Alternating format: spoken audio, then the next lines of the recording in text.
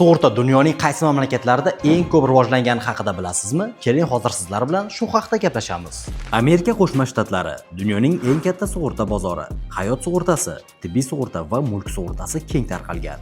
Ish beruvchilar ko'p hollarda xodimlarga sug'urta paketlarini taqdim etishadi. Yaponiya hayot sug'urtasi bo'yicha dunyodagi eng yirik bozorlardan biri. Yaponiyaliklarning katta qismi hayot sug'urtasiga ega. Sog'liqni saqlash sug'urtasi davlat tomonidan qo'llab-quvvatlanadi.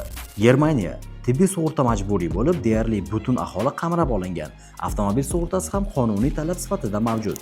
Hayot sug'urtasi va pensiya jamg'armalari keng tarqalgan. Buyuk Britaniya hayot va sog'liqni saqlash sug'urtasi yuqori darajada rivojlangan. Korporativ sug'urta xizmatlari keng tarqalgan. Uydan tortib san'at asarlari sug'urtasigacha turli xil xizmatlar mavjud. Fransiya majburiy sog'liqni saqlash sug'urtasi mavjud. Pensiya va hayot sug'urtasi keng qo'llaniladi. Transport va biznes sug'urtasi ham rivojlangan. Agar sug'urta madaniyati bo'yicha eng yuqori darajani aniqlash kerak bo'lsa, Yaponiya va Germaniya aholisi eng ko'p sug'urtalangan mamlakatlar hisoblanadi.